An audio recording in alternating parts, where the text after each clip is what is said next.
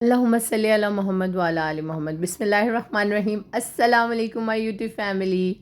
अल्लाह ताला आप सबको खुश रखे, अपने घरों में आबाद रखे।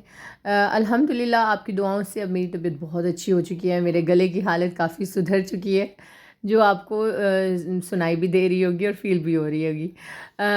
आज ये वीडियो मेरा कल का है और कल बस लंच करने के बाद हाँ हम शुरू हो गए किचन की क्लीनिंग करने के लिए। और छुट्टी का दिन था एंड आई थॉट कि भाई बहुत से काम जहाँ पे और हो रहे होते हैं तो किचन की क्लीनिंग भी करते हैं। आपको पता है कि डेली बेसिस पे तो इतनी अच्छी अच्छी क्लीनिंग नहीं होती, ऊपर ऊपर से ही होती है, लेकिन कोशिश करती हूँ कि वीक के एंड पे या संडे को स्पेशली अच्छी सी क्लीनिंग कर ली जाए, दोबारा से सारे कैबिनेट्स को देख लिया जाए। तो आज मैं वही कर रही थी और सोचा कि वीडियो भी बना लेती हूँ। और यहाँ पे मैंने क्लीनर सा बनाया था, पानी के अंदर थोड़ा सा विनेगर डाल के और साथ में लिक्विड डिश वॉश डाल के आप इसे ना लगा के थोड़ी देर छोड़ दिया करें काउंटर पे और साथ में ही अपने स्टोव पे। आप देखिएगा कि पहले तो ये है कि इससे जर्म्स भी ख़त्म हो जाते हैं विनेगर की वजह से या सिरके की वजह से। दूसरे इससे क्लीनिंग बहुत अच्छी होती है। चिकनाई कहीं पे भी हो ना तो वो इजीली उतर जाती है। चूल्हे पे या स्टोव पे तो चिकनाई होती ही है, ज़ाहिर है हम इस पे कुकिंग करते हैं और ऑयल के सारे स्प्लैशेस इधर उधर बिखर जाते हैं।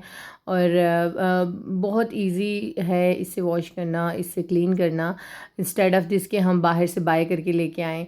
और बहुत महंगे महंगे जो क्लीनर्स होते हैं स्टोव के लिए और काउंटर टॉप के लिए, तो इट्स गुड कि आप काउंटर टॉप को भी इसी से क्लीन कर सकते हैं। पानी सिरका सबके घरों में होता है, लिक्विड डिश वॉश डाल लें। अगर आपके पास लिक्विड डिश वॉश नहीं है तो मैंने अपने एक व्लॉग में एक तरीका बताया हुआ है, how to make that at home, और वो भी बहुत ही सस्ते तरीके से आप बना सकते हैं।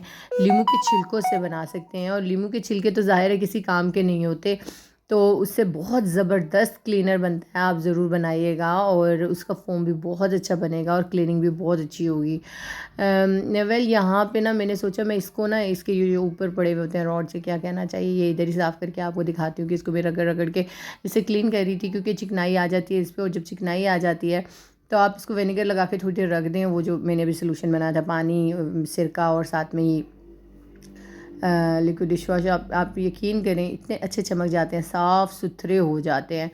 और क्लीनिंग ज़ाहिर करनी पड़ती है डेली बेसिस पे। अगर हम थोड़ी बहुत भी कर रहे होते हैं तो हफ्ते में कुछ ऐसी क्लीनिंग होनी चाहिए जिससे एक दिल जो है ना तसल्ली पे आ जाता है। चीज़ें उठा के काउंटर पे जो हमने रखी होती है अपनी ईज़ के लिए, बहुत सी चीज़ें मैंने ब्लेंडर जूसर सब चीज़ें यहाँ पे सामने रखी हुई होती हैं। अभी आपको पता है यहाँ से मैंने कुकिंग रेंज को हटा दिया है, सॉरी ओवन को हटा दिया है, क्योंकि मुझे एक बड़ा एरिया चाहिए था और जब उसकी ज़रूरत होगी उसकी कर लेंगे, अदरवाइज़ बेकिंग हम स्टोव पे करके दिखाएंगे, क्योंकि बहुत से लोग उस चीज़ को पसंद करते हैं। तो मैंने सोचा कि जगह भी बन जाएगी। अच्छा, उससे करने के बाद ये मैंने रखे हुए हैं किचन टॉवल रखे हुए हैं, और ये मैं लेके आई थी $1 शॉप से, बल्कि इम्तियाज़ से मैंने देखा था ज़्यादा सस्ते मिल रहे थे, 125, हाँ जी 125 के मिल रहे थे। और ये जो अभी यूज़ कर रही हूँ ये तो डॉलर शॉप का था। फिर जब मैं गई तो मैं जाके इम्तियाज़ से भी लेके आई हूँ। अब जो बैग खुलेगा वो इम्तियाज़ वाला है जो कि चीप है। और आपको पता है इनमें इतनी जान तो होती नहीं है। क्लीनिंग के बाद माइक्रोफाइबर क्लॉथ जो है वो बहुत महंगे होते हैं, और उसकी जगह ये वाले जो तौलिए छोटे छोटे से मिलते हैं ना, ये बहुत चीप होते हैं। और अच्छा है आप इनको वॉश करें, एक दो दफ़ा यूज़ करें फिर डिस्कार्ड कर दें, लेकिन इससे भी अच्छी क्लीनिंग हो जाती है। अब माइक्रोफाइबर तो काफ़ी एक्सपेंसिव मैं देख रही थी, इम्तियाज़ पे 1300 के थे, उसमें तकरीबन 4 क्लॉथ थे, और ज़ाहिर है अब सॉरी 1300 के थे और 4 क्लॉथ थे, तो उससे तो हर काम नहीं हो सकता। ये 125 और ये रेंज जो है यही बेस्ट है, जिसमें इतना ज़्यादा बजट भी ख़राब नहीं होता। और यहाँ पे आपने ऑयल देखा होगा, मैं इसलिए उस बॉटल में डाल के रखती हूँ, कैचअप वाली जो बॉटल होती है ना उसमें इसलिए डाल के रखती हूँ क्योंकि मैं पराठे वगैरह बनाने में बड़ी आसानी हो जाती है। आप डाल लें। घी के पराठे तो खैर मैं बहुत ही कम बनाती हूँ, वो बहुत भारीपन महसूस होता है, लेकिन ज़्यादातर मैं ऑयल के बनाती हूँ। और लेकिन कभी कुछ ऐसा हो कि बच्चों को मैंने मीठी चाय के साथ देने हो ना, चाय बहुत कम पीते हैं मेरे बच्चे, तो उसके साथ फिर मैं उन्हें क्रिस्पी क्रिस्पी से बना के देती हूँ, ऑयल के या मक्खन के पराठे बना के देती हूँ। ये मैं ले आई थी, और ये जब मैं ले के आई थी ये पेपर और सॉल्ट ये डाइनिंग टेबल के लिए, अब यकीन करिए उस वक्त तो ख्याल नहीं आया, बाद में पता चला इसके होल इतने बड़े थे इसलिए इसमें कुछ डाला नहीं जा सकता, एज अ डेकोरेशन आप रख सकते हैं। और साथ में ये कंटेनर मुझे बहुत पसंद आया, ये मैं दराज से लेके आई थी, ये जो स्पाइस का है रैक। और यहाँ पे कुछ चीज़ें मैंने चेंज की हैं, कुछ ऐड इन कर देती हूँ, कभी मेन्यू का एक रख देती हूँ मेन्यू बनाने के लिए, शो करने के लिए, कुछ ऐसे कि चेंजेस लाती रहती हूँ काउंटर पे, ताकि ख़ुद भी बोरिंग फील ना हो। कुछ चीज़ें रखती रहती हूँ, कुछ चीज़ें उठाती रहती हूँ। आजकल इलेक्ट्रिक केटल जो है वो तो बहुत ज़रूरी है, पानी गर्म किया आपने, जो भी खाना पीना हो आप करते रहें। और इट्स गुड के फ़ीमेल जो है ना, अगर अपना वेट लॉस करना चाहते हैं, this is the best way. आप पानी गर्म रखें और आते जाते यही नीम गर्म पानी पी लिया करें, या साथ में आप थोड़े से सशे रख लें ग्रीन टी के, वही अपनी मर्ज़ी से आते जाते आप उसमें पी लिया करें। ये कुछ चीज़ें मैंने आसानी के लिए यहाँ पे रखी हुई हैं इस बास्केट के अंदर। और पहले ये फ्रिज में थी, ये जो पीनट बटर हो गया और चॉकलेट स्प्रेड वगैरह, लेकिन अभी मैंने इसमें ये इसलिए डाल दिया क्योंकि मौसम चेंज हो रहा है और फ्रिज में डालो तो बिल्कुल पत्थर बने हुए होते हैं ना, तो इसलिए बाहर ही में रख देती हूँ, अच्छे रहते हैं इस मौसम में। और साथ में कॉफ़ी वगैरह हनी मैंने अपनी ज़रूरत के मुताबिक रखा हुआ है। ये दोनों कॉफ़ी की बॉटल्स हैं, ये बहुत ही प्यारी मज़बूत और ख़ूबसूरत बॉटल्स हैं। और आजकल जो 2-2 3-3 जार वाले नहीं है, कॉफ़ी शुगर और साथ में टी वाले जार होते हैं, इतने एक्सपेंसिव मिलते हैं और अक्सर वो टूट भी जाते हैं। वो जो 3 डिफरेंट साइज़ वाले होते हैं ना वो, तो इट्स गुड कि इस तरह की अगर खूबसूरत बॉटल्स आपके पास खाली हो जाए ना, तो उनको बिल्कुल फेंका नहीं करें, उनको आप धो के उनका ये स्टिकर वगैरह उतार के आप रख लिया करें और ड्राई करके उनमें अपनी चीज़ें स्टोर कर लिया करें। देखिए कितना अच्छा लगता है। और भी ये बॉटल्स पड़ी हुई हैं और जो भी खाली होती है उसको मैं समेट लेती हूँ, उसको वॉश करके फिर हम यूज़ कर लेते हैं। अचार वगैरह की बॉटल्स भी होती हैं। खैर इसी तरह से करना चाहिए, छोटी छोटी जो है ना चीज़ें हैं जिनका हमें ख़्याल रखना चाहिए क्लीनिंग में भी, और साथ में ही अपने किचन को ऑर्गेनाइज़ करने में भी ये चीज़ें बहुत हेल्पफुल साबित होती हैं। और यहाँ पे जी रीफ़िल कर रही थी, साथ साथ दो जो जो चीज़ें ख़त्म हुई थी, जैसे पत्ती डाल दी, शुगर डाल दी, ये साथ साथ ये काम होते रहते हैं रीफ़िलिंग के भी। आपको पता ही है जो जो चीज़ें इस्तेमाल होती रहती है, जब एम्प्टी हो जाती हैं तो उनमें मैं डाल देती हूँ। ये बॉटल मैं ले आई थी और उसके बाद ये अभी मुझे लगता है कि अब नेक्स्ट टाइम मुझे बॉटल लानी पड़ेगी, क्योंकि काफ़ी लंबा टाइम हो गया ये बॉटल मैं रीफ़िल कर रही हूँ। अब इस बेचारी की भी हालत ख़राब हो गई है और ये चाह रही है कि इस बॉटल को चेंज कर दिया जाए। तो इस तरह मैं रीफ़िल कर लेती हूँ और सस्ता भी पड़ता है। और जनाब आप मुझे बताइएगा कि आप भी इसी तरह करते हैं। साथ में बड़ी सी ये जो बार मैं लेके आती हूँ, इसको कट करके अपनी ज़रूरत और सहूलत के मुताबिक मैं डाल देती हूँ। बहुत बड़े बड़े मैं स्पंज नहीं लाती क्योंकि वो महंगा भी होता है। छोटे वाला जो है उसकी हाफ़ प्राइस में होता है ये। और ये है कि बहुत ज़्यादा लंबे टाइम तक स्पंज यूज़ भी नहीं करना चाहिए, उसको डिस्कार्ड कर देना चाहिए। छोटा मेरा वाला ये स्कॉच ब्राइट जो है वो 31 रुपीज़ का है और बड़े वाला 75 रुपीज़ का है। तो इट्स गुड कि आप छोटा ले आएँ और हफ्ते बाद या जितने दिन के बाद आपको लगे ये ख़राब हो गया, आप फेंक दें 3-4 दिन के बाद। और खैर मैं 1 वीक चलाती हूँ। तो ये मैंने एक बास्केट रखी हुई है और इसी के अंदर मैंने ये सारी अपनी किचन की क्लीनिंग की चीज़ें रखी हैं। ये सॉल्ट ख़त्म हो गया था। अगर आप इसके जार को देखें तो ये जार जो है वो अचार का जार है, जो नेशनल का अचार होता है ना, उसको धो के उसको मैंने गर्म पानी में और फिर ड्राई करके रख लिया था। देखें इस तरह से यूज़ कर लेती हूँ। अब जो स्पाइस जार है इससे मैं उसमें उंडेल दूँगी और ये चला जाएगा कैबिनेट के अंदर। अब इसके अलावा ये मैंने एक हैंगर सा मंगवाया था और किचन में जो डस्टबिन पड़ा हुआ होता है ना, उससे मुझे बहुत गंदगी का एहसास होता है, चाहे आप उसे जितना मर्ज़ी साफ़ कर लें। तो मैंने इस तरह से ये हैंगर मंगवाया था और इसके साथ मैं चाहूँ तो कभी पॉलीथीन भी, जब मैं कुकिंग करने लगती हूँ पॉलीथीन इसके साथ में लगा लेती हूँ और उसके अंदर जो जो कुकिंग कर रही होती हूँ, जो जो उसका पील्स वगैरह होते हैं, छिलके वगैरह होते हैं, उसमें डाल के और उसी वक्त नॉट लगाई।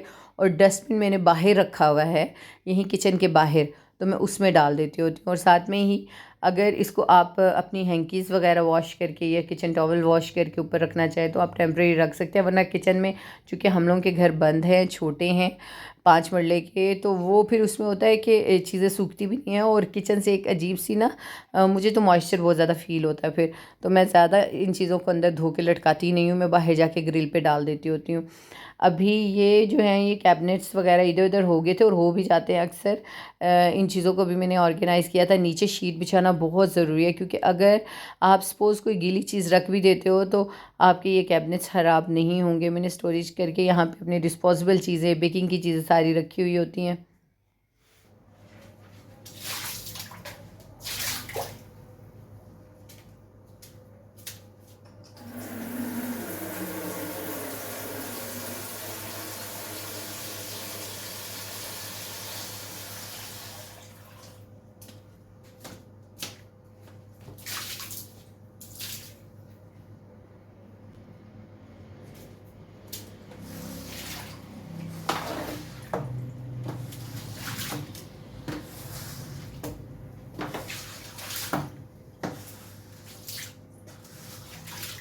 आप चाहे पूरा किचन साफ़ कर लें, कैबिनेट साफ़ कर दें, उसके स्टोव साफ़ कर लें, जब तक आप अपने किचन का फ्लोर साफ़ नहीं करेंगे, फर्श साफ़ नहीं करेंगे, आपको खुद ही क्लीनिंग पूरी फ़ील नहीं होगी। बल्कि अभी मैंने यहाँ पे सब्ज़ी का स्टैंड भी साइड पे रखा हुआ है, उसमें से भी मैंने आलू प्याज सेट करके, आलू तो ख़त्म थे खैर, प्याज और लहसुन वगैरह साफ़ करके रखा था, और बस उसका क्लिप बनाना मुझे याद नहीं रहा। और इस तरह ये मैंने छोटी छोटी कैंडल्स अपने डाइनिंग टेबल पे रखी हुई होती हैं, आज सोचा इधर रख देती हूँ। आगे पीछे चीज़ें करके सेट करती रहती हूँ, किचन को ऑर्गेनाइज़ करती रहती हूँ, थोड़ा सा चेंज करती रहती हूँ, ताकि मुझे काम करना भी अच्छा लगे और मैं भी बोर फील ना करूँ। आप भी कुछ ऐसे किया करें। इस तरह करने से ये है कि किचन में काम करने को भी दिल चाहता है, क्लीनिंग इतनी अच्छी लग रही होती है। और उसके फ़ौरन बाद अब खाने का वक्त हो गया था। आजकल मैं खाना और भी जल्दी बना रही होती हूँ, ताकि ये है कि सोने से पहले सब चीज़ें जो हैं खाना हज़म हो जाए। यहाँ पे मेरे पास बोनलेस फ़िश पड़ी हुई थी और झटपट इसको मैंने बना दिया। मेरे बच्चों को बहुत पसंद है। आजकल मौसम भी ज़ाहिर है आने ही वाला है, कौन सा बंदा है जिसको फ़िश अच्छी नहीं लगती।